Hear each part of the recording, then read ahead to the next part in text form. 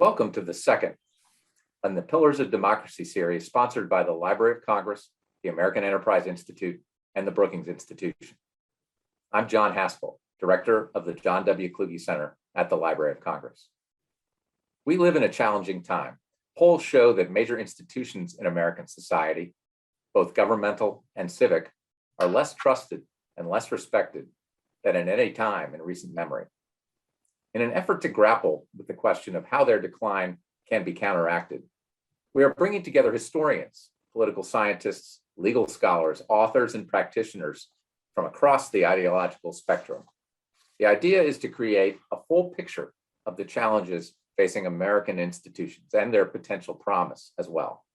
Last month, we looked at the United States Congress. Today, we consider the state of the American presidency. Thank you for tuning in to the second of these important conversations. On our panel, we have Elaine Kamarck, who is the Senior Fellow in the Government Studies program, as well as the Director of the Center for Effective Public Management at the Brookings Institution. She also lectures in public policy at the Harvard Kennedy School of Government.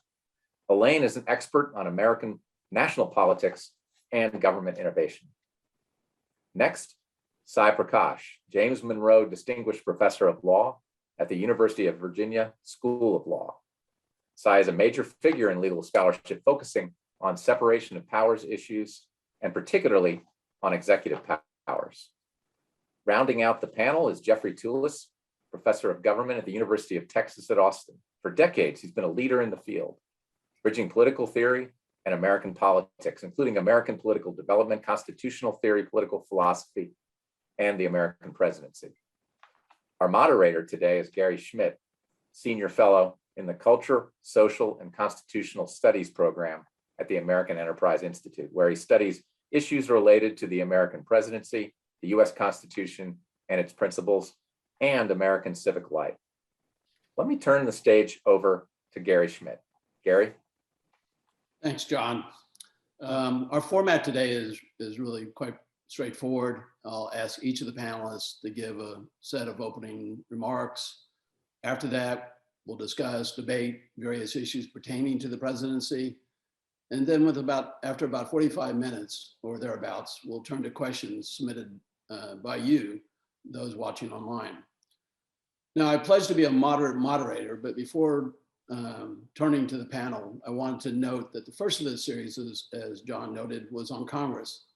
And it was said that this was appropriate given the fact that under the Constitution, Article 1 is about Congress. And of course, our second event is on the presidency, which is detailed in Article 2 of the Constitution, a fact scholars of Congress like to make note of on a regular basis. But let me in turn note that almost universally, when histories of American government are written, it's principally through the lens of who was president at any given time. I think this reflects the high expectations we have about the office. And the question we have today is, does the presidency still warrant those expectations? And if so, how is it meeting them as a matter of sound governance and the Constitution? And falling short in either case, what might be done to put the presidency on a healthier track, which is the point of our discussion today. Again, we'll start off with opening remarks by our panelists, and we'll start off with Sai. Welcome, Sai. Well, I'm utterly delighted to be here today with these distinguished panelists. And the series is, of course, called Pillars of Democracy. And the way I see it, at least three pillars of the democracy that we have is the Congress, the president, and the judiciary, the federal judiciary. And the way I see it is one of those pillars has become rather large in circumference and rather large in height, or rather tall in height. And it threatens to upset the pediment that sits on top, the democracy that we have, in such a way that that democracy might become unstable. The presidency was always designed to be strong and powerful. That's why many people compared it to a monarchy at the founding, but it clearly was not designed to be all powerful. And there have been a series of changes over time to the presidency, to the powers of the presidency that others have remarked upon. Famously, Arthur Schlesinger Jr. wrote The Imperial Presidency, which was largely focused on war powers. And the point there is that at the founding, no one thought that the president could start a war on his own authority. To give Congress the power to declare war was to give Congress the power to decide whether to wage it. And the president had a role. He could veto declarations of war, he could ask for them, and then he had to execute them, but he could not start a war. And early presidents said this repeatedly. And presidents said it up until the 20th century. Well, today, that system is by the boards, right? Presidents routinely take us to war without congressional authorization. And the most recent obvious example is Libya, but you could also point to the strike against General Soleimani of the Iranian Revolutionary Guard as an example of an action that could have precipitated a war with Iran. And so that's a fundamental shift in our constitutional structure. And it's one that would have been totally unforeseeable at the founding, but we're living it now. And no one knows when the next presidential war will begin. Let me give two more examples. In foreign affairs, we have this treaty clause, which says that the president can negotiate treaties and can make them by and with the advice and consent of the Senate. And you need a 2/3 vote of the Senate in order to give the president the authority to ratify or make the treaty. Now, that's an extraordinarily high bar to make a treaty, and it's designed to ensure that we don't lightly enter into international agreements. But in the modern era, we've had sort of two bypasses of the treaty clause. One is the rise of sole executive agreements, where more and more presidents are making agreements without going to the Senate and getting their approval, claiming that they can make these treaties on their own authority. And the other example are so-called congressional executive agreements, where the president goes to Congress and gets Congress to sanctify or sanction the treaty by ordinary statute. Think of NAFTA, think of other trade agreements, where in the past they would have been done by treaty and required 2/3 of the Senate's vote, 2/3 of the senators present to vote for it. Now they're done by simple majority. It is far easier, although still difficult, to get a statute passed through Congress than it is to get 2/3 of the Senate to agree to anything. This is a significant change in the president's authority over foreign affairs. And you can cite other changes in foreign affairs as well, so that even though the president had significant authority over foreign affairs, the presidents have far more today. And the last thing I'll mention in terms of a change that's led to this growth in the height and circumference of this presidential pillar is the president's relationship to law execution. Presidents at the founding were principally executives, right? They have the executive power. They were supposed to execute congressional instructions. They were, of course, able to influence those instructions, the content of them, through the veto power and through the recommendations clause. But they were ultimately supposed to enforce those laws, not make them. That's no longer true. It's no longer true today. Presidents are basically junior varsity Congresses. Why are they junior varsity Congresses? Well, they're junior varsity Congresses in two senses. First, Congress delegates all sorts of lawmaking authority to presidents and the executive branch that they control. And so Congress has given away certain authority, and I'm sure Jeffrey will have more to say about that.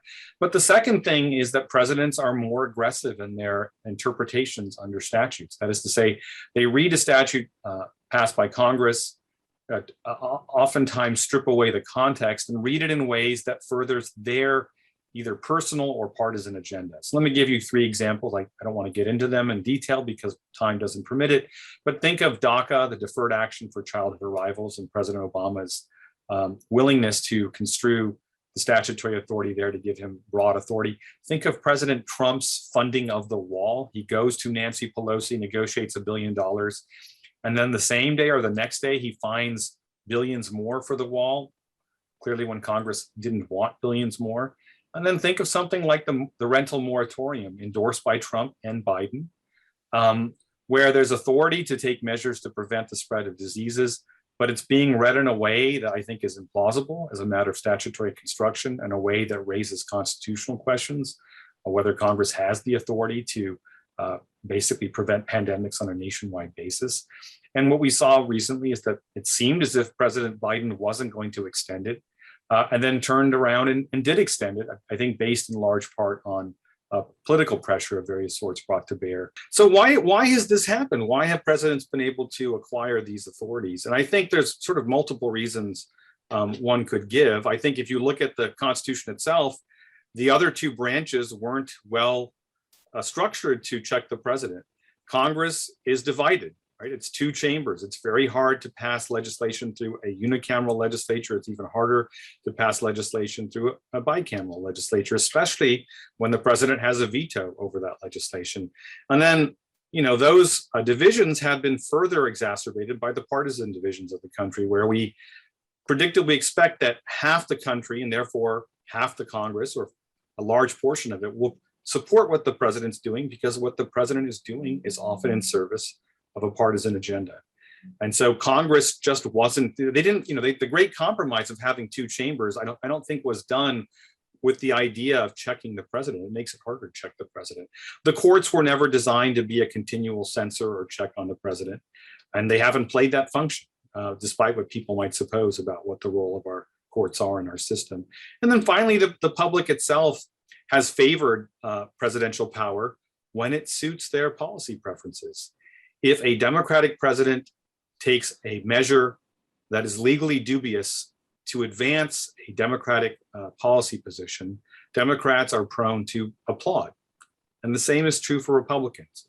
If President Trump or President whoever advances the Republican policy agenda, Republicans are going to applaud that because they like the agenda. The legal arguments almost don't matter. And so there's sort of many different reasons. I can give other reasons as well. I'll mention one and I'll end. The public expects more of our presidents. We expect our president to win wars, keep inflation low, keep us employed, provide us safe streets and communities, prevent traffic jams. We have all kinds of expectations on our presidents. And it turns out that when you impose great responsibilities or expectations on our presidents, they tend to believe that great power accompanies it. And so I think actually with great responsibility comes greater power. At least that's the way presidents see it, and that's the way they've acted. So I look forward to the conversation, and thank you for having me. Thanks, Cy. Elaine, over to you. Yeah, sure. Thank you. And it's great to be on a panel with such good scholars and who will cover, I know, different aspects of the presidency. So I'll talk about a less discussed aspect of the presidency, which is how things have changed over the years in terms of who gets to actually run for president. A lot of focus on general elections, but in fact, primaries and the whole nomination system is really key to some of the changes that have happened over the years in the presidency itself. So as I'm sure some of you know, in the early days of the Republic, Congress actually had a caucus system and they nominated candidates for president. This system lasted from the founding of the Republic to about 1824, when it basically just fell apart. And by 1828, it was pretty much dead. And that's a whole history. It was replaced by a system, the convention system, which begins in 1831 and goes all the way up to 1968. It's a very long-lived method for nominations. And it's essentially what the convention system did was people in states around the country in local Democratic, Republican, Whig, whatever parties, sent delegates to a national convention. For the majority of that time, those delegates represented themselves or they represented a local or state political establishment. They were not elected to go to a convention to vote for candidate A or candidate B. They were elected as representatives of the party. And when they got into convention and the months going up to the convention, there was essentially a sort of evaluation of the people who wanted to be president by party leaders, many of whom were also in government as well, senators, congressmen, etc. And that process favored certain kinds of candidates. It favored candidates with deep ties in the political party, and it favored candidates who other people in government looked on as capable of leading. Because after all, they didn't want to just elect somebody, they wanted that person to be able to govern and deliver on their policy preferences. I'll give you a little story which I think exemplifies the old system. imagine if in 2015, the old system was in play and Donald Trump had to go to the Republican leaders in Pennsylvania and had to, ask them for their delegate votes and bargain with them over how the Pennsylvania delegation would come to his convention. And imagine if they were sitting around with cigars and brandy, which I know Trump doesn't drink, but imagine the archetypal smoke-filled room. And Donald Trump would say, I'm going to build a wall and have Mexico pay for it. Now, building a wall is fine. Having Mexico pay for it was from the get-go an absolutely ridiculous idea. And the people in the room wouldn't have known, would have said, you're going to do what? How are you going to do that? And he's going to say, oh, it's just a thing I say, right? Well, that sort of discussion, right, would make people kind of wonder about this guy, right? Who was he? Did he have any realistic sense of how to govern, of what the opportunities and as well as the limitations were on government? And so what you have in the convention system is a system that rewards essentially some level of competence, either in government or in negotiation, in the basic business of politics. That system ended rather abruptly in 1968, and the first convention we had after that was 1972. And yet between 1968 and all the way up to the 21st century, the primary system essentially delivered the same kinds of candidates that the old system. So people like Nelson Polsby, who had departed, and famous political scientists, people like Nelson Polsby, who warned about these changes and said, you're going to get people who are not adept at the business of government. They're going to be adept at the business of communication, but not necessarily government. They were kind of, their warnings kind of seemed to have fallen on deaf ears. Okay, they didn't, they didn't make any difference. It didn't really happen that way.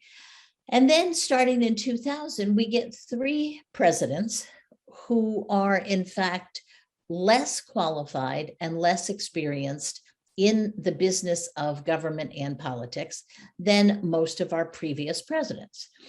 George W. Bush, rather, Barack Obama, and then of course Donald Trump, who was less experienced than any president we've ever had. Why? Well, when you move from a system of internal negotiation with party leaders to a system of primaries, what is rewarded is your ability to get public attention, to get name recognition, to say the most soundbite worthy things, to get people riled up, favor of you, etc. You change, the dynamic changes. And not surprisingly, the kinds of people you get nominated change as well. That did not hold true for Biden, for Biden's nomination. And yet, if you remember, Biden started the nomination season as very, very much a loser. Okay, everybody thought he was going to be a loser because we were in the habit of looking for the eloquent person, the person who, like Trump or like Obama, could really get to the base of the party and energize them. And we were in the habit of valuing communication skills over governance skills. And so I think where we are right now is we're in this peculiar place where the nomination system tends to yield people with communication skills over governance skills. And I think what happened to Biden was very interesting, which is there wasn't a clear Obama-like or Trump-like character, charismatic character to take him on. And in fact, the issues became very serious. And when the issues became very serious, for instance, a pandemic, Trump obviously decided, voters obviously decided to go to Biden as the sort of safe bet. But the problem still remains. When I've expressed this, Democrats say to me, oh, we would never nominate Trump. Well, a Trump-like candidate. Well, that's just not true. I mean, the system allows us to nominate people who, in fact, don't have any plausible background for showing that they could do the job of the presidency.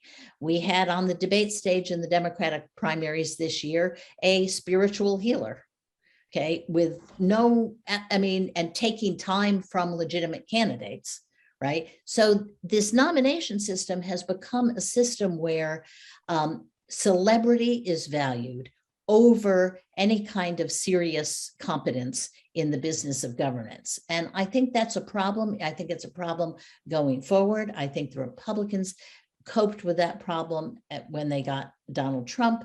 I think Democrats could have that problem in the future. You can see Democrats nominating spiritual advisors, Oprah Winfrey, you know, different people. And I think it's a problem for the nomination system. And because it's a problem for the nomination system, it is a problem for the presidency and for the kinds of people that, and the kind of skills that we get in people who become president. Thanks, Elaine. Jeff, you're up. Thank you, and thanks for everybody, but I'm going to jump right to it because we want to get to questions, and I have about 6 points or so to cover in my 5 or 6 minutes.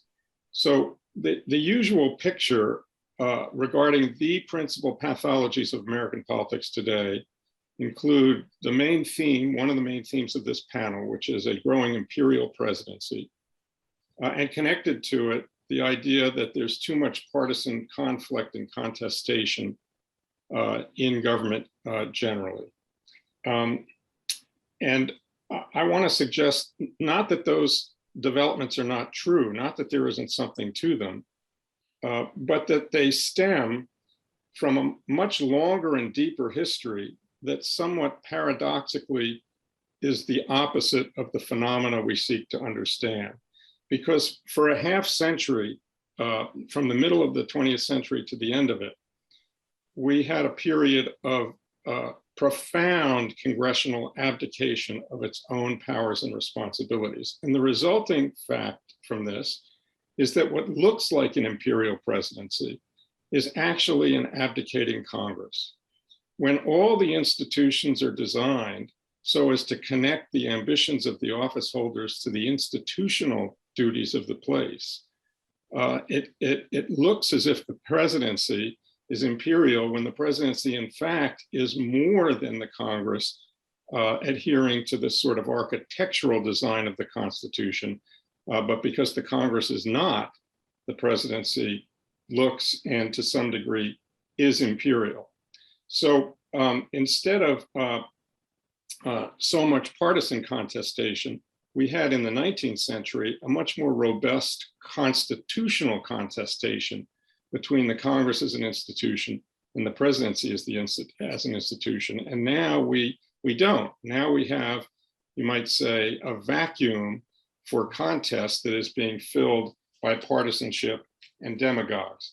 Now, the demagogue president part, I think, can be accounted for in large measure by features of the presidency itself, as Elaine just laid out. It's not just incompetence that is produced by this and growing plebiscitary selection system.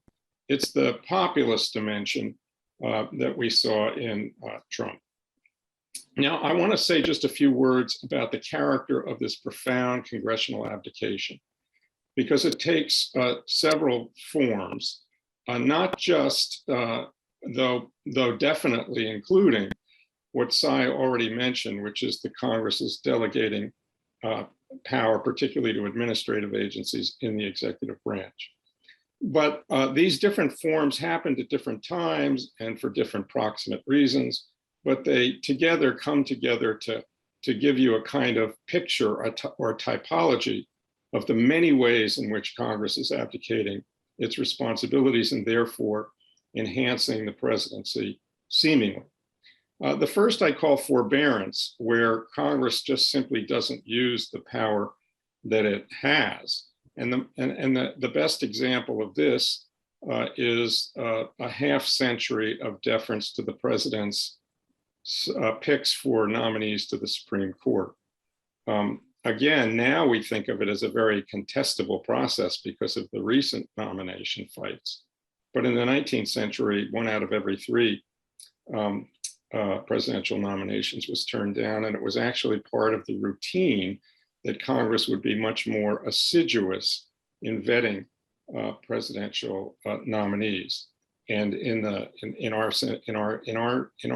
time, it isn't, and it has the perverse effect of actually forcing Congress, when it does seek to interrogate presidential nominees, to do it on lower rather than higher grounds. Not so much judicial philosophy, for example, but for evidence of scandal, whether it be financial, sexual impropriety, or something of that sort.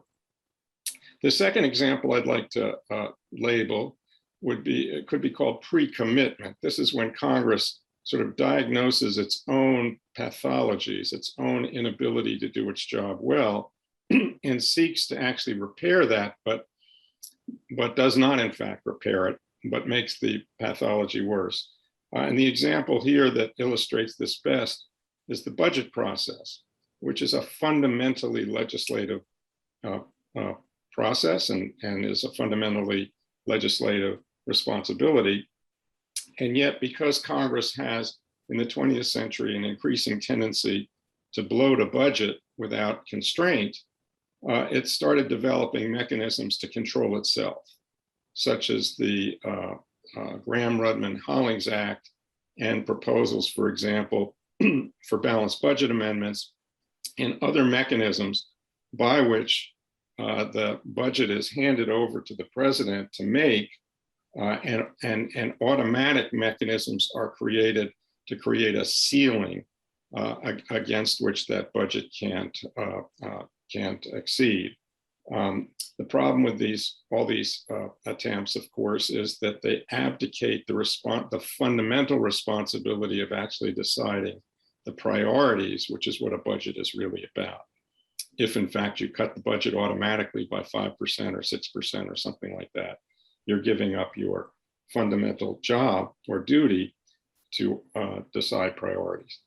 The third example I'd like to mention is also, at first glance, a seeming case in which Congress seems to be doing the opposite of what I suggest, which is it's being aggressive in defending its prerogatives rather than abdicating them. But I think when you think about it for a couple minutes, which I'm going to ask you to do, you see it's actually a profound form of abdication. I call this camouflaged abdication. And this comes in the form of the increasing number of so-called pieces of framework legislation that almost looks like constitutions, as Congress tries to control the president's future behavior rather than to respond to particular policy initiatives or particular presidential decisions. And the best example of this is the War Powers Resolution, in which Congress tried to create a framework for regulating the relationship with the president and Congress in foreign policy and war going forward. And the result of that is not only has the War Powers Resolution been routinely violated by its own terms, denied as being constitutional by all presidents, a view that I actually agree with, but more importantly, for my purposes, Congress has abdicated its concrete ability to rein in presidents on foreign policy and war choices by acting as if the War Powers Resolution will take care of its job for them.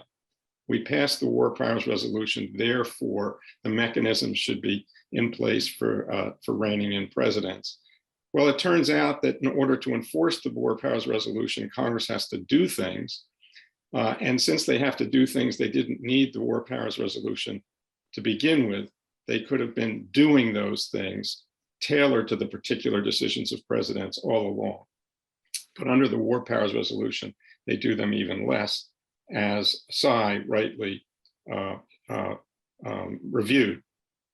And then finally, the final category I would mention is the increasing tendency of both the Congress and the president in the second half of the 20th century and early 21st century to resolve their disputes over separation of powers questions, the kinds of issues that Sy reviewed, to resolve those through litigation and by appealing to the courts to arbitrate them, than as they had for most of American history, and particularly in the 19th century, resolve them by themselves. And by themselves, I mean through constitutional argumentation by themselves to each other.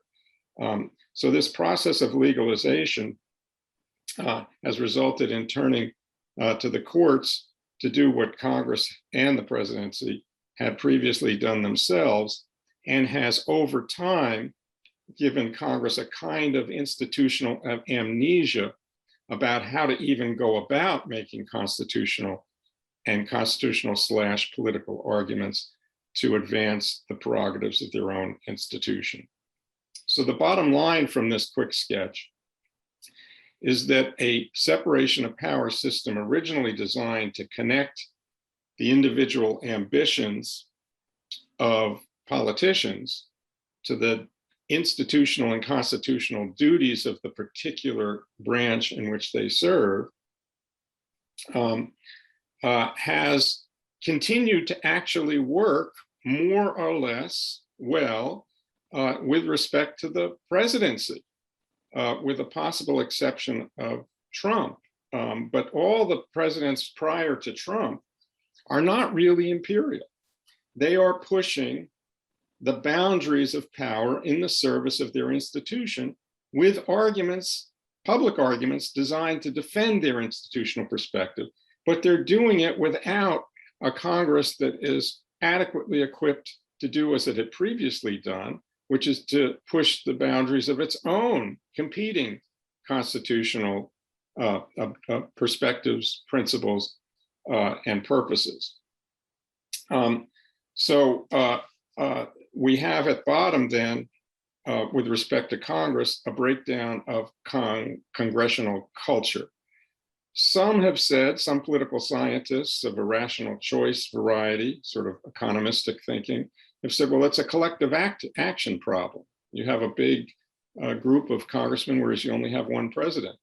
Well, it was always a collective action problem, and yet we didn't have this problem for most of American political history. That suggests it's not so much a collective action problem as a congressional culture problem. And so I will leave it with that. Thanks, Jeff. Well, there's a lot on the table. I don't know how to actually, so much on the table, I'm not sure exactly where to begin, but maybe I'll pick up where Jeff sort of finished with a question to Cy. I mean, your first book, and even in this newer book, you do spend, and I think correctly so, a considerable amount of time pointing out just how the intention of creating the presidency was not to create a small executive. It was going to be powerful and energetic, and was designed to give the system the kind of leadership and push that the Articles of Confederation, for example, couldn't muster. So you have this sort of institutional capacity, and countries changed. We've gone from being a fairly isolated power to being a global power. We've created an administrative state with all kinds of new responsibilities and the like. And could one just simply argue that, look, the president's doing what you would expect him to do as an institution, given its institutional features, given these new circumstances? So isn't there sort of a kind of constitutional argument to be made for some of the things that you say the president's acting imperial about, but maybe that's just the nature of the executive, the constitutional executive in this new political system? And then I'm happy to have you push back on that too. Well, I think, the people that wrote the Constitution understood that every branch would be trying to advance its own institutional interests, because the people in those branches gain power by advancing those institutional interests. And so it's not surprising that presidents have pushed the boundaries of their office. And if you believe that the United States ought to be more engaged overseas, you're going to favor changes that in the constitutional system that permit that, like presidents starting wars or presidents making more international agreements. But I think the changes that have been wrought to the presidency can't possibly be limited to situations where people favor it. That is to say, the same forces that permit the president to push the boundaries of the office outward will be used in other areas where people might not favor it, right? So 100 years ago, no one would think that the president could start a war. They do that today. You can tell a story for why that's useful for the United States. We may think today that it's unfathomable that a president would ignore a Supreme Court judgment. But I can tell you a story where some portion of the population will favor that occurrence, especially if they think the Supreme Court has the wrong understanding of the Constitution. And so my point isn't so much that these are bad policy decisions or that the president should be understood more narrowly because it's a good idea. And if we rewrote the Constitution, we would rewrite a different presidency. I think that's fairly clear. But the system that we have today has no natural outward boundaries. There's nothing that the president can acquire. If you can change the Constitution with respect to war powers in the treaty clause, you can certainly change it with respect to the implicit, but nonetheless unmistakable requirement that presidents enforce judicial judgments. That doesn't seem fathomable today, but that would have been true for many of the things that we're talking about. So I agree with you that the presidency, like other branches, or certainly was understood that all the institutions would be sort of acquisitive of power. Men are not angels, as we all are aware. Men and women are not angels. And so I think there's something to what you're saying, but I don't think it's just a function of it's a good idea to have a stronger presidency today. Because I think if you say that, you have to think about where else the president might acquire power in ways that people would disfavor. Elaine, go ahead. There, you can hear me now, right? I had a question for both Cy and Jeff, because I totally agree that Congress has abdicated a lot of power. But I'm kind of confused as to why. And this has helped me think this out of my own mind. So one of the things that I experienced in the White House was the incredible depth of expertise, very technical, very complicated, that exists in the modern executive branch, in the bureaucracy, and how little of that expertise existed in Congress, whether it was the committees or whether it was the congressional staffs themselves, or even the members. They just really didn't know sort of some fundamental things, because I was bringing senior bureaucrats into Congress all the time on issues of reinventing government, and I was kind of surprised at that. And I'm wondering if, in fact, Congress isn't capable, and perhaps it's done it to itself by, cutting their expertise staff and hiring political staff, not substantive staff. But I wonder if Congress simply can't keep up these days with the modern executive branch, and that's why it has sort of given up so much power. I'd like to hear both Jeffrey and Cy respond to that. Well, I don't think so, Elaine, and I'll give you an example why. One great counterexample to my story, which is separation of powers working as it should and Congress being responsible as it should, occurred during the Nixon era, in which he impounded funds and caused a big crisis about that. And for the viewers, that just simply means first he vetoed an appropriations bill, and then it was overridden. And then instead of carrying out the law, he just didn't spend the money. He impounded the funds, and Congress got justifiably upset about that. And they had a huge conflict over it. And as they had a conflict, Nixon, who impounded the funds for partisan political reasons having to do with who they were going to go to and who would benefit, found good arguments to defend his position, which had to do with the fact that only the president was responsible for the economy as a whole, would be blamed for it, had the tools, as you've just pointed out, and the expertise to actually get that big picture through the Office of Management and Budget. And that Congress didn't. They just weren't capable of it. And Congress responded by actually conceding your point and saying, you know what, you can't do this anymore, but you're right. And we're going to create the Congressional Budget Office. So the Congressional Budget Office was created in the same act that reined in the impoundment, the Budget and Control and Impoundment Act that created the CBO as well. Now, what's interesting to me about this, that goes directly to your point, is that most people today think that better numbers, more expert numbers, more accurate numbers come out of the CBO than out of the OMB.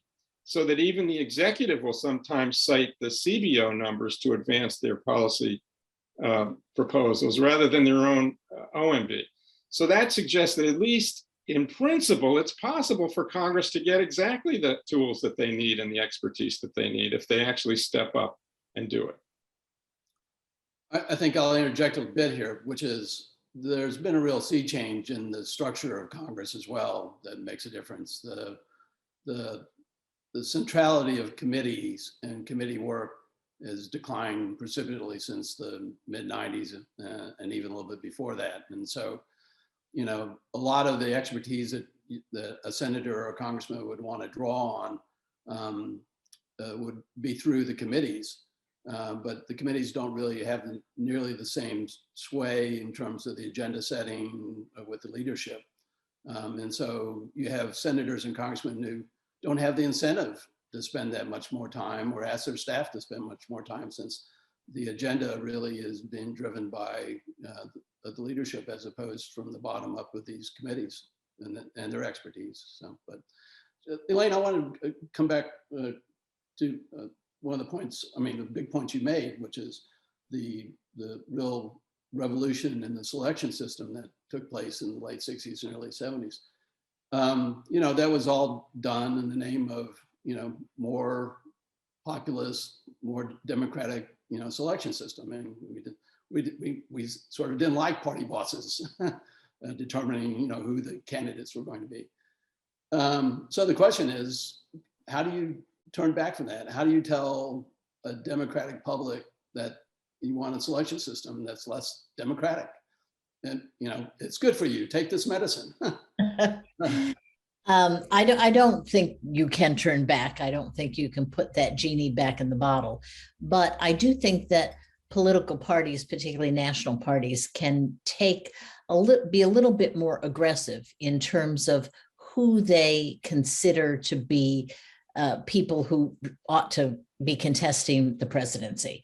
One of the you know, new inventions here is these debates, which really define primary seasons, as they used to define general election seasons. Now they really define primary seasons. Well, you know, both, if you go back to the Republican Party in 2012, there was a pizza entrepreneur on their stand. Okay, go back to the Democratic Party. We've had all sorts of people on there who are not running for president. They're running to sell books. They're running to get an anchor spot on CNN. They have no background in the presidency, and Donald Trump included. And I'm sure as Jeffrey and Cy have been college professors as I have, you know, one of the skills you pick up as a college professor is you can tell right away when somebody doesn't know the answer to the question, right? You just tell right away. And, you know, you watch these debates and you see these people up there and they don't know the most fundamental questions that a president needs to know. The one that always comes to mind for me is Donald Trump being asked about the nuclear triad. And clearly not having the faintest, foggiest idea what it is. Most Americans don't know what it is either, and yet it has been a cornerstone of our defense and national security policy for decades. So, I mean, this is the sort of thing that you see in these debates. Now, you see who knows things and who doesn't, and yet we have this nonsensical notion that, oh, anybody can be president. So I think that it is up to the political parties to start finding ways to at least shape the field, okay? And that wouldn't be ideological. And in fact, wouldn't end up being ideological because each party is very cognizant of being the big tent, as American political parties are. So you're not going to want to, you know, piss off some piece of your coalition. But they need to stand up and say, hey, look, this person should not be running for president on our banner. Now, the Supreme Court, by the way, has already essentially said, yes, parties have the authority to do that. Way back 1996, and Lyndon LaRouche got on the Democratic primary ballot in New Hampshire. And John Fowler, who was party chairman at the time, said, no, you can't run as a Democrat. And the case went all the way to the Supreme Court. And the Supreme Court said, yeah, political parties can define who belongs in their party. And I do think that that would be sort of a first step, kind of weeding out the most inappropriate people. So we don't have the danger, and it is a very real danger, of celebrities and demagogues getting nominated and then in a fluke getting elected. So I think that it goes to the two major political parties. They've got to get themselves back in the game somehow or another.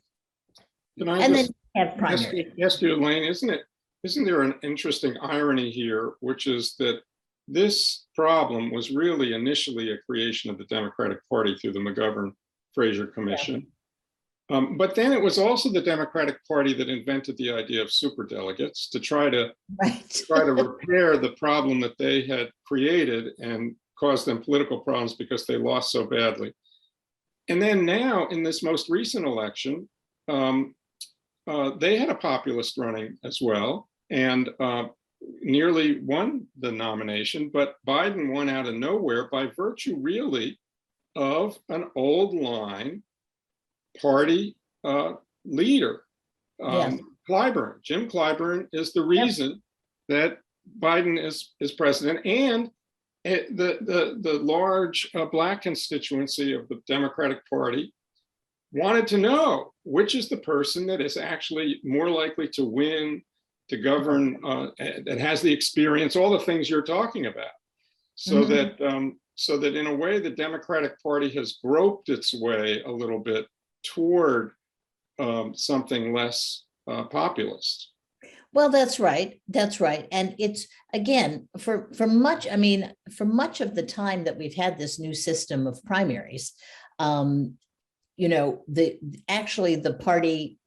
party regulars have won. Okay, people with sufficient experience have won in both parties.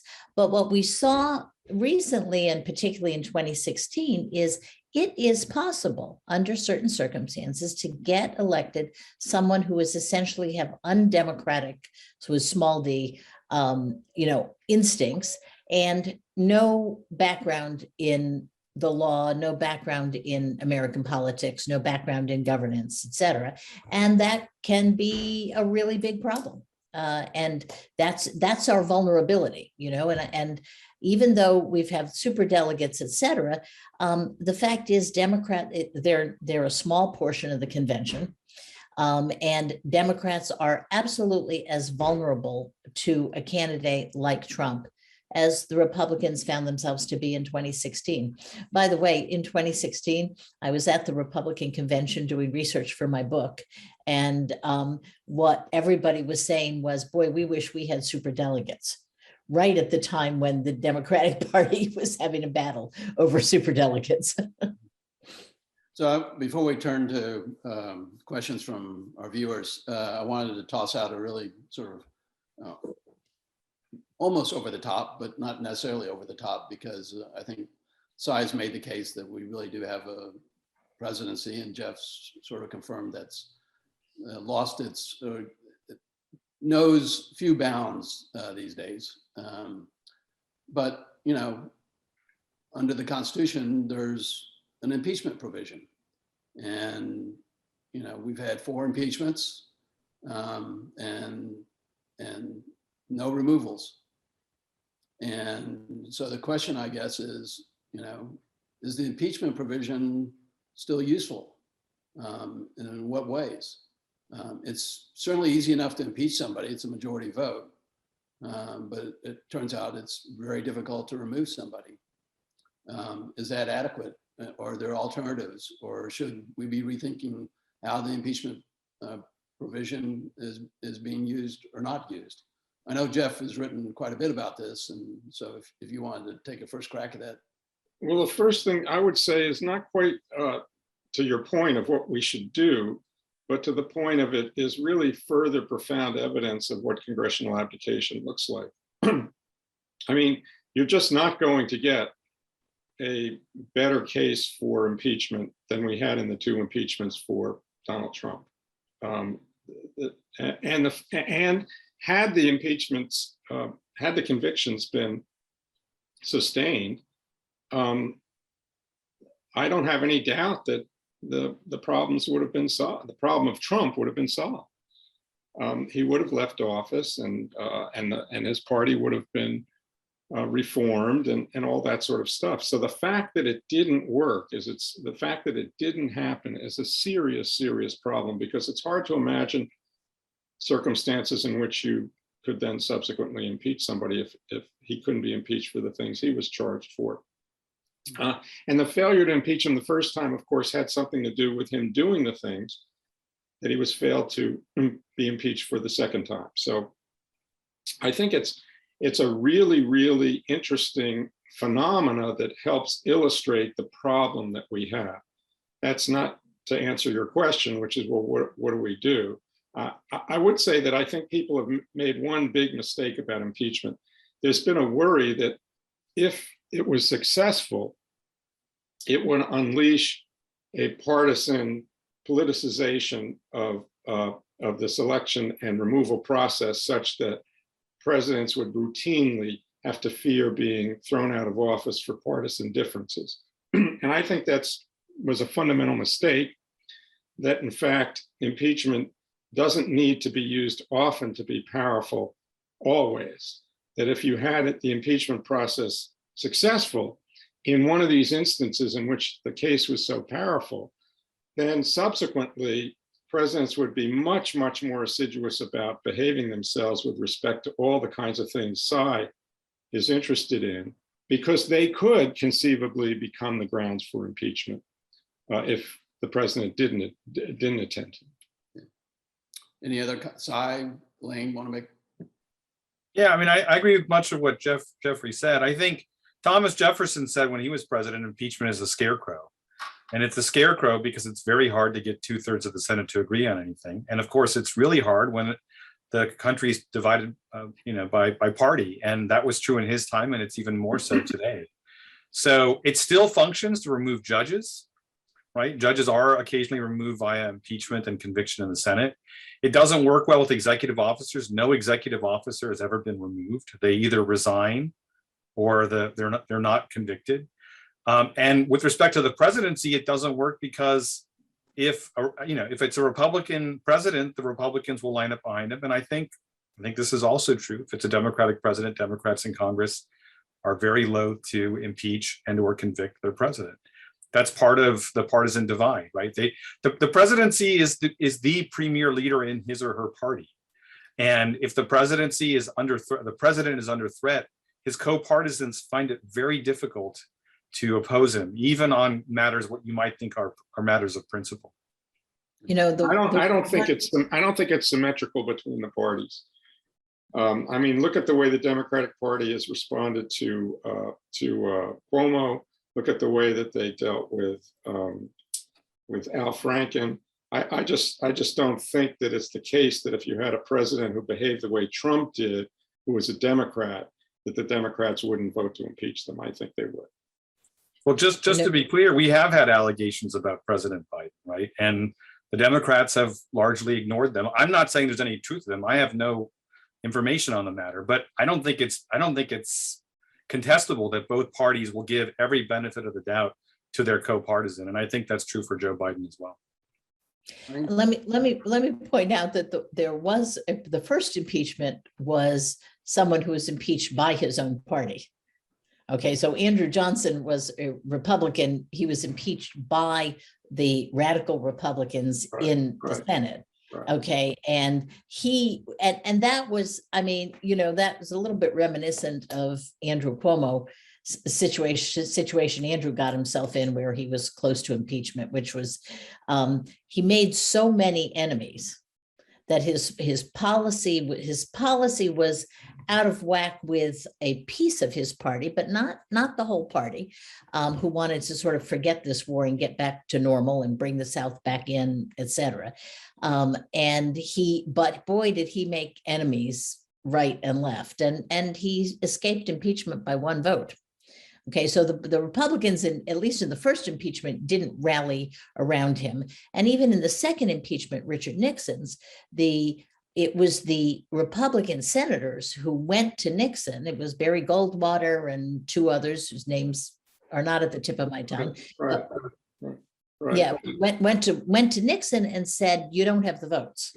They're going to impeach you. The Democrats are going to impeach you in the House, and you don't have the votes in the Senate. So in those 2, the parties did not rally around their president. And I think the reason is that there is a sense of what is impeachable and what isn't, right? And certainly with Clinton, with the 3rd impeachment, nobody really thought that a sex scandal was impeachable. If that had been the case, we would have impeached almost all our previous presidents and God knows how many other people, right? So that obviously did not rise to the level. I think it's only true, frankly, in the Trump impeachment, where some big violations of the way of doing business, of telling the truth, of sort of honesty in the conduct of foreign affairs. I think the Republicans decided, nope, we're going to live with that, even though. Yeah, and Elaine, I think you're right, and I think absolutely right. And if Biden did anything close to what Trump was accused of, you would see tremendous Democratic pushback. And the evidence for that is the pushback he's already getting on policy grounds from some Democrats, on the handling of the Afghan withdrawal. So we're running out of time, so I don't mean to cut off. I really don't mean to cut off the discussion, but I wanted to bring John Haskell back in with the questions from our audience. Thanks. Well, there's a lot to go on. I've gotten several questions. I think this one, makes sense to start with Cy first, and then others will probably have something to say. If you could wave a magic wand, what's the one thing you would do to right size the presidency and in so doing address the imbalance in the separation of powers? Well, that's such a wonderful question. Not having a magic wand, I don't think I've ever thought about one thing that I would do. I'm gonna give a bad answer. I think there is no one silver bullet solution. There are many different things going on, and you're not going to do it just by tinkering with one thing. I think Jeff's absolutely right that Congress has weakened itself, but I think Jeff makes the case a little too strongly. I think the presidents are part of the problem. Again, when a president does something in service of the party agenda, every co-partisan is prone to support the move, and to just cast about whatever legal arguments are available and to make them, and then to flip, right, 4 or 8 years later when the other president does the same thing. So I think it's partly the presidency itself, it's partly Congress, it's partly the public, right, that will favor presidential action that they favor on policy grounds without regard to its legality. I guess if you could wave the magic wand and correct all those 3 things, maybe you'd have a better chance of cabineting the executive. Elaine or Jeff, do you have I'm not sure. We weren't really able yet to get deep into some of the examples that Cy raised, because most of them, it isn't so clear that there is a simple legal solution to it. Just to take one, and that Gary can speak to actually more authoritatively than me, which is the development of executive agreements and even unilateral executive agreements. It's not at all clear that somehow that there is a simple legal answer to whether they are legitimate or not. They're a good example of what it means to have a robust interaction between the Congress itself and the presidency, such that Congress has some say over whether something is a treaty or not a treaty. And one of the reasons these other mechanisms were used has to do with the status of treaties in international law, the way that using one mechanism or another affects our relations with other countries, all sorts of things. And so Gary, in his dissertation, showed that some of these go way back into the 19th century, even as a historical matter. So the issues, the reason this is interesting is because there isn't a simple legal solution to a lot of these constitutional disputes. We need a much more robust argument of constitutional style arguments by the Congress itself. I didn't get a chance to mention it before, but there are two great books for people that are interested in this topic. One by Mariah Zeisberg on war powers, in which she develops this idea that the notion of settling cases the way you do in ordinary litigation just doesn't work in that context and shouldn't work.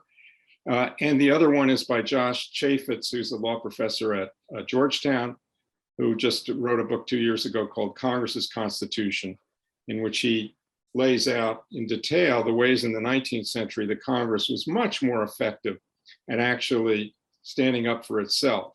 For example, prosecuting its own contempt citations, using its own jail facilities or the Washington, D.C. jail facilities, and not depending on the executive.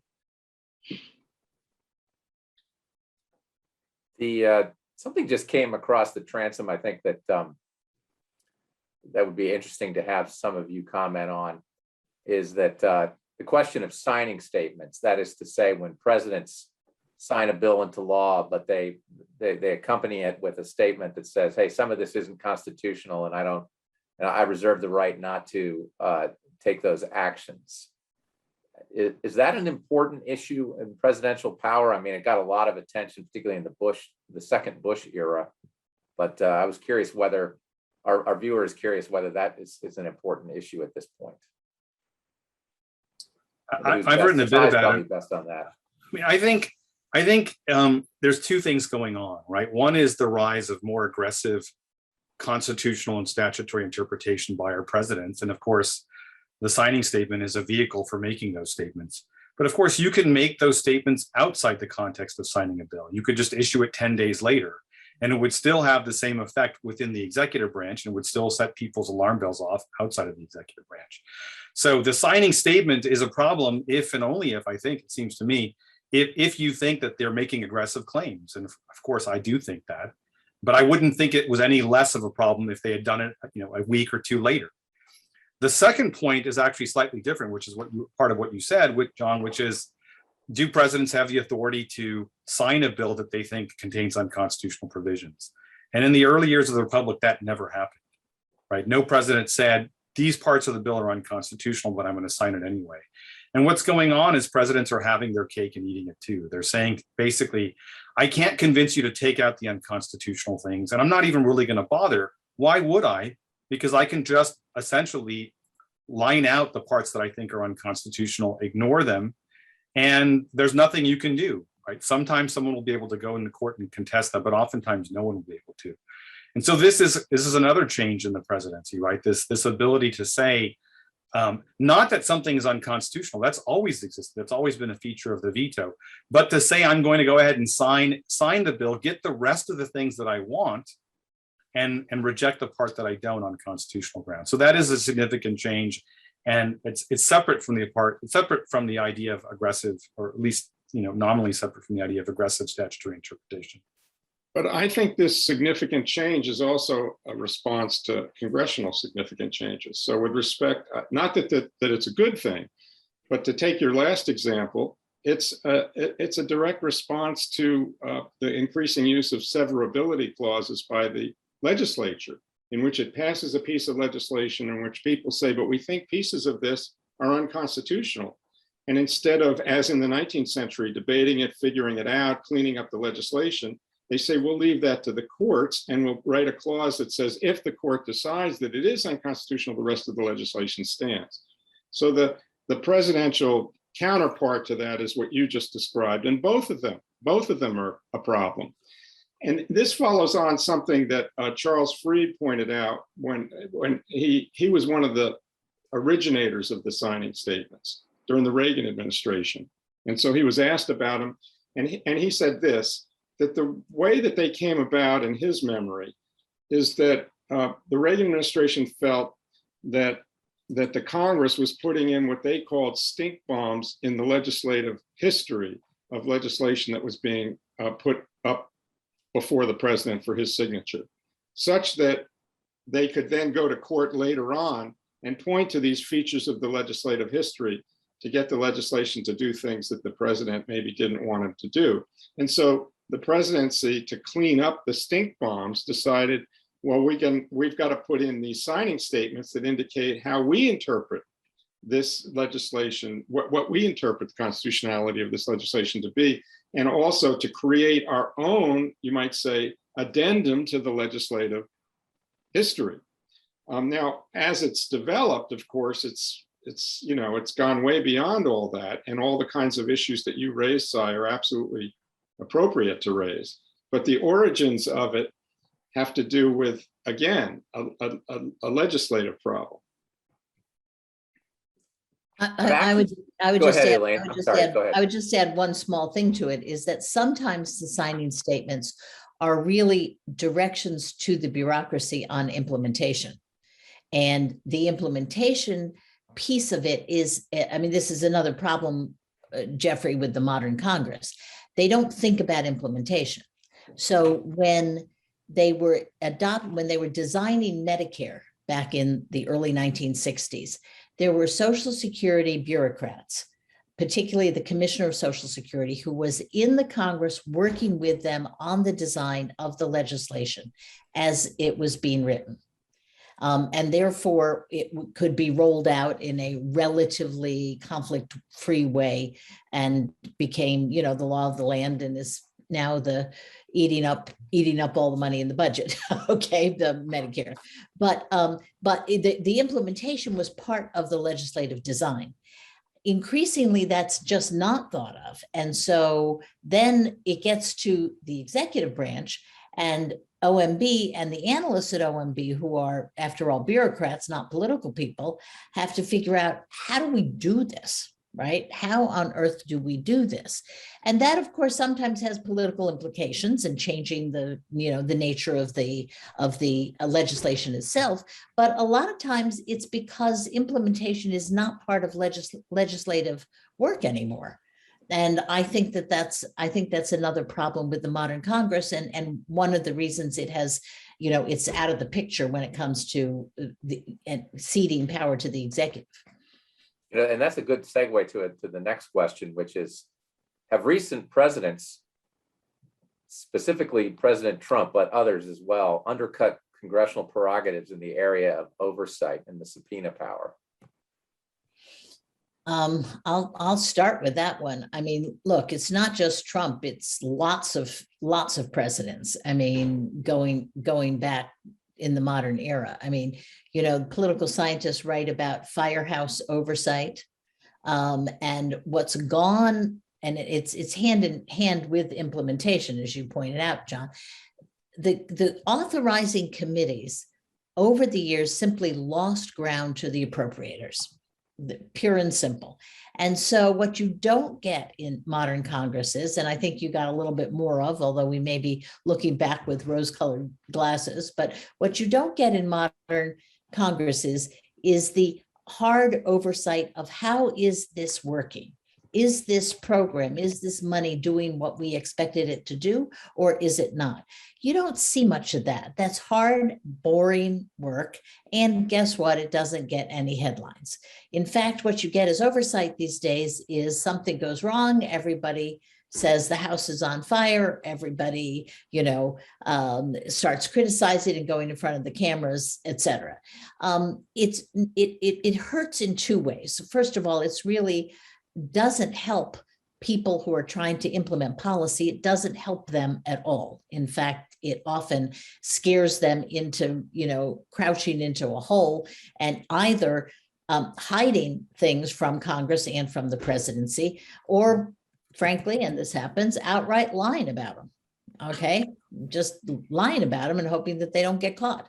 So there's a lot of problems with oversight. I just think oversight has been cheapened in recent Congresses, and it's bad for the bureaucracy because the bureaucracy needs to be held accountable, but it also needs to be able to have an honest relationship with the Congress, with their appropriators and authorizers, so realistic goals are set, so that there's a sort of realistic expectation of what government can deliver and what it can't deliver. I have lots of conversations with folks on the Hill, and again, I'll sound like an old man compared with the days I was up there. But one of the things I've noticed is when it comes to oversight is the inability of the committees and the staff, senior staff, to play hardball, which is to say, we want this particular information and we want it by this date, and if we don't, your budget for whatever, is going to be affected in the next year. You didn't have to do that very often to all of a sudden get responses from the bureaucracy or an administration. But for whatever reason, and I think, again, it goes back to the decline of the import of the authorization committees and committees in general, it's very difficult to get the leadership to want to go to have these kinds of small fights, but which are absolutely essential if you want oversight. Mm-hmm. Jeff and Cy, do you have any commentary on the oversight question, whether that plays a role here? Are presidents undercutting oversight? I agree with what Jeff said earlier. Presidents aren't afraid of Congress, right? The reason why Congress is going to court is because they need Big Brother to help them, right? If you're in a position of strength, you don't need to go to some other institution to adjudicate this. It's precisely because you're in a position of weakness. Who has the information? The presidency. Who wants it? Congress. If Congress was sufficiently powerful, the president would hand over the information. And why is Congress so weak? It's for all the reasons we've been discussing, right? Lack of information, lack of expertise, partisan divisions, right? And that's why they're going to the court, hoping that the court will bail them out. But by the way, just on the lack of expertise, Senator Mike Lee, the Republican from Utah, has been very good on this issue. Because he keeps pointing out that Congress keeps dumbing itself down. When you get crazed about budget cutting and you decide to cut the Library of Congress, the Congressional Research Service, the CBO, all the things that give Congress some oomph, at least in a counterbalancing the power of the executive branch, you're really cutting off your nose to spite your face. And I think there's a little bit of a turning on that. And I ask you to have a look at Senator Lee, because he's been good on these issues. So this issue intersects with Elaine's initial points about presidential selection, because it was always the case that congressmen and senators sometimes had ambitions to be presidents themselves. But in the old system, they proved their worthiness for that ambition by being really good at being a senator or congressman and that sort of thing. But under the new sort of plebiscitary dispensation, they don't care about the Congress itself. They care about using the platform of their office for media purposes, and sort of going outside the Congress over the heads of their colleagues to the people directly to make, their own appeals as part of their ambitions to run for a primary. And so that's going to mess up the entire oversight process as well, because you have to be concerned about Congress's need for the information, not your need to be a grandstander. So I forget whether it was Cy or Jeff. Which of you brought up Schlesinger and the imperial presidency? Was that? Cy did. Yeah.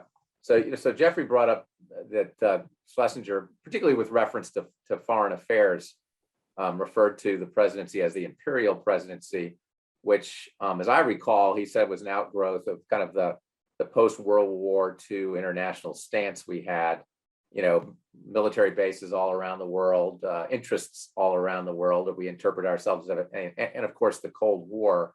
But even after the Cold War, that's continued.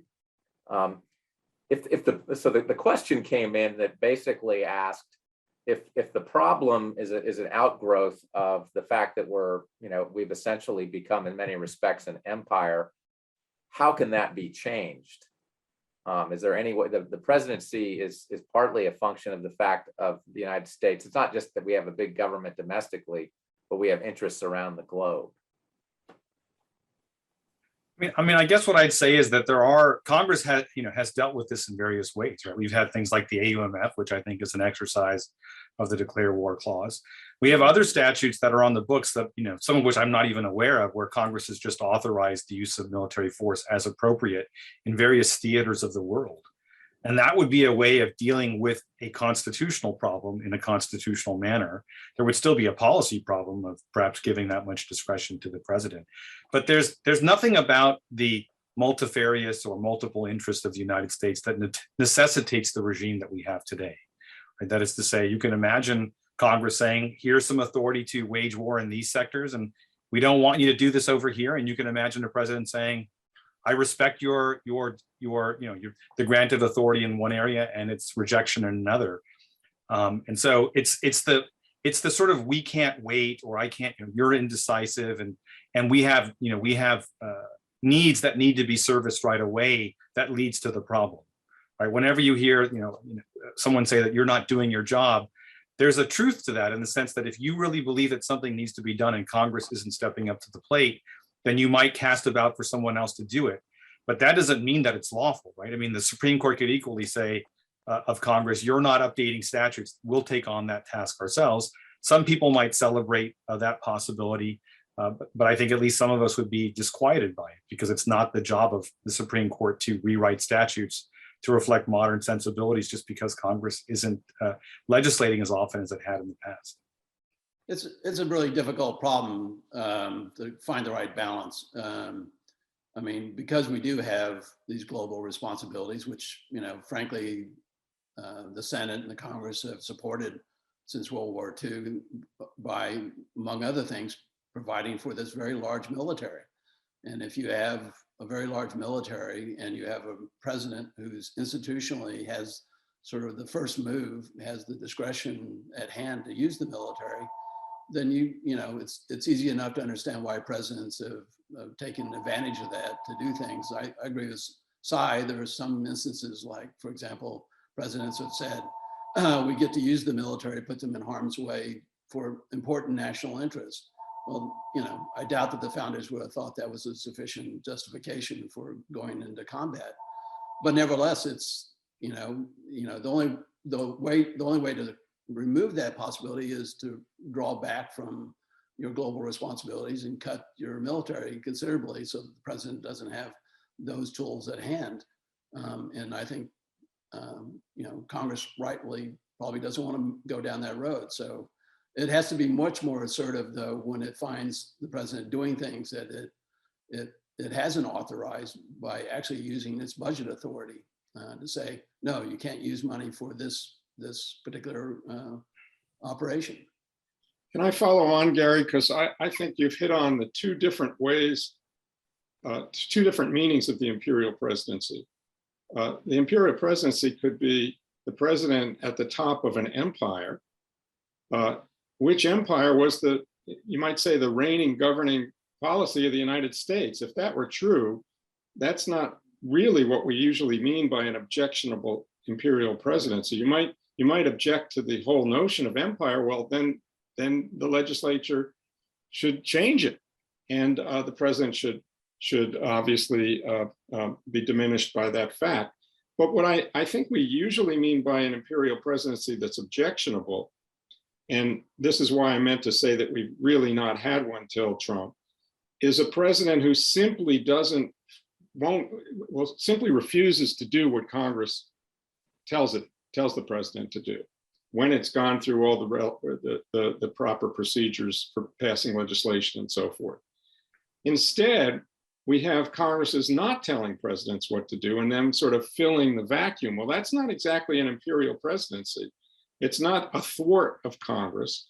It's, it's substituting the irresponsibility of Congress. And so that's the nub of it.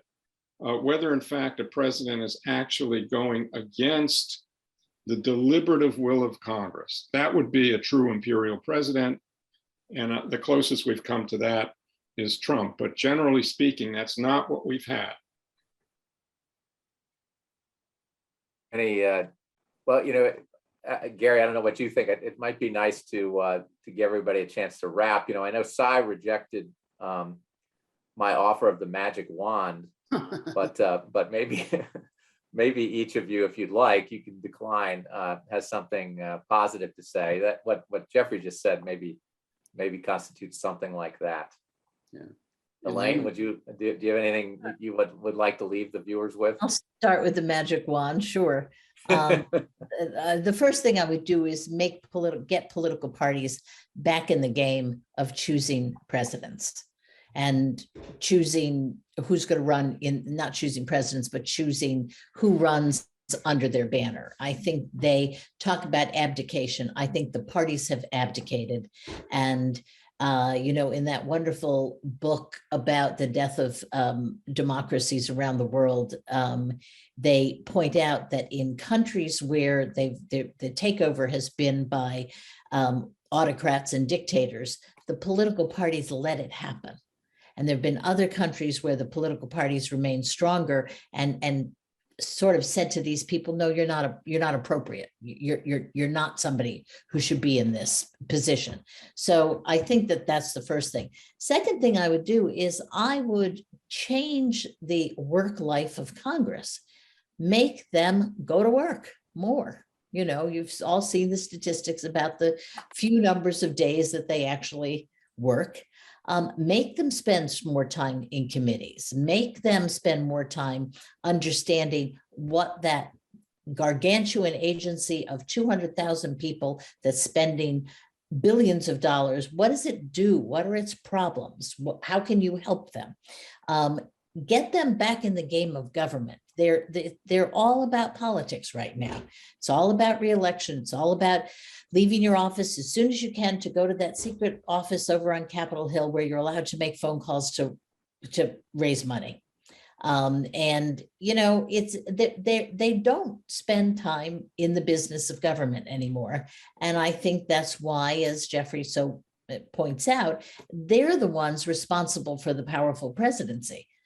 Because they've just taken themselves out of the game. So I think any way you could get the political parties back in the game, the nomination game, and the Congress back in the substantive oversight game, the